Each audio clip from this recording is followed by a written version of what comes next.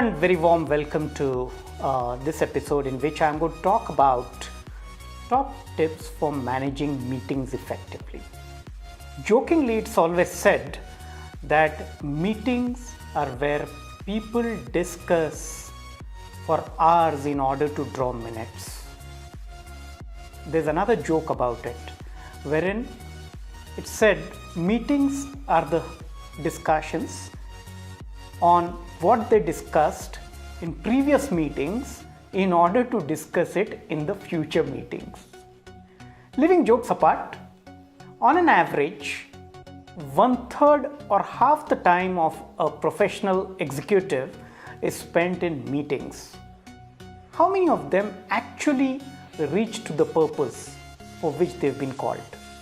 Or have there been any concrete decisions?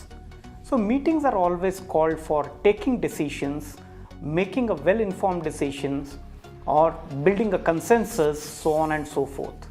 There are various forms of meetings, okay? Team meetings, review meetings, board meetings, so on and so forth. Now I'm going to talk to you about a few tips which would ensure that the meetings are effective. I often use this approach called PAT, where P stands for purpose, A for agenda, T for time. Define the purpose for which this meeting is called. Ensure that you stick to that purpose. Second, define the agenda along with time limit for each of the items in the agenda. Circulate that agenda well in advance so that people are well prepared and they know what's there in the store.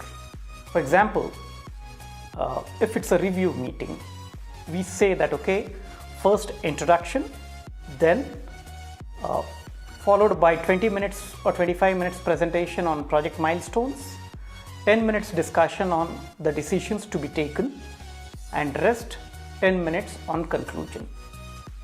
Okay, so this is PAT approach: purpose, agenda, and time.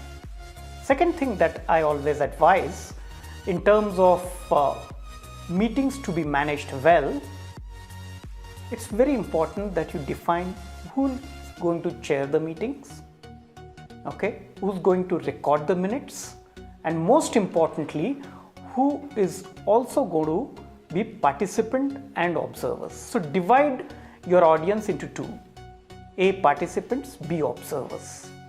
Observers are not the people who would merely observe, but also look at various aspects of the meeting for future. Third, circulate the minutes of the previous meeting, the decisions taken, and keep reviewing them. Another most important thing is arrange meetings only when it is important.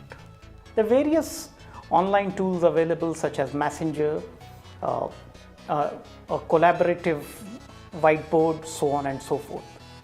So if it is really required for us to meet in person, otherwise a telecall or a virtual meeting is also a way out.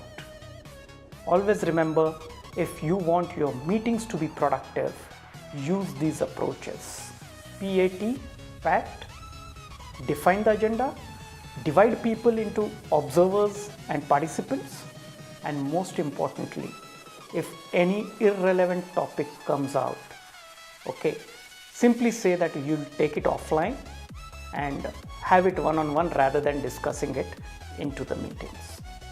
This way the meeting is going to be more productive and you will find you've done a real good job with the limited time that you have for the meeting. Thank you.